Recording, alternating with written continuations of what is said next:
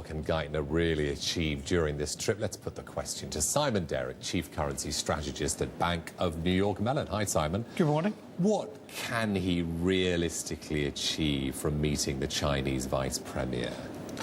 I think this is the first stage in a whole series of talks that are going to take place over the next few months. We've got the G20 meeting coming up as well, and we've got the strategic dialogue also with the Vice Premier taking place at the end of May. I think they are setting the scene for a shift in Chinese policy. There's been a lot happened over the course of last week. We had the meeting, the conversation between President Xi and President Obama. Almost immediately after that, we had Geithner suddenly announcing the manipulation reports being pushed back.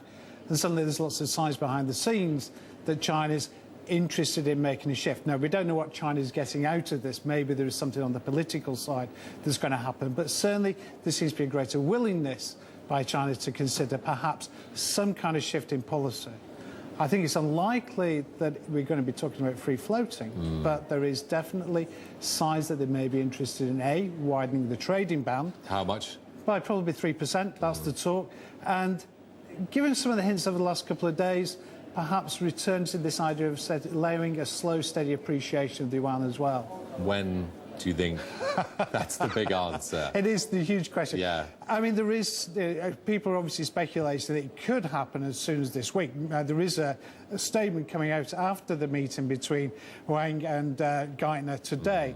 I think that's unlikely. I think that realistically, given what Geithner said about the importance of the meetings over the next 3 months, we're really talking about the early summer. I mean, June, July. July is a great month, and that's when the last move took place. But never say never. It could be as soon as today, but I think realistically early summer. What's changed? Because there still has been pressure on the US, maybe not as forceful on China, to revalue. Yes, they haven't been labelled a currency manipulator as of now, but why is China possibly going to move now when the pressure has still been there? And obviously it tends to do what you don't tell it to do. Well, I think that's a really core point. I mean, clearly, ahead of last Thursday, the main issue was the huge amount of political pressure the US was bringing on China. And it is noticeable that post the Thursday meeting, we have had the manipulation report postponed. We've suddenly got Geithner turning around to China and saying, well, it's China's decision. There is some talk, and then this is outside purely the currency sphere, that when the meeting or the conversation between Xi and Obama took place last Thursday, China was stressing the need to respect China's core interests. Often when it talks about that, people assume that China's talking about Taiwan and it's talking about Tibet. These have been huge political issues, obviously, between the two nations. Who knows? Maybe there's been some agreement that perhaps the US will be rather more cautious in its comments and its actions towards it over the next few months. Very quickly, who will benefit? Which currencies will benefit if the yuan is allowed to float a bit freer?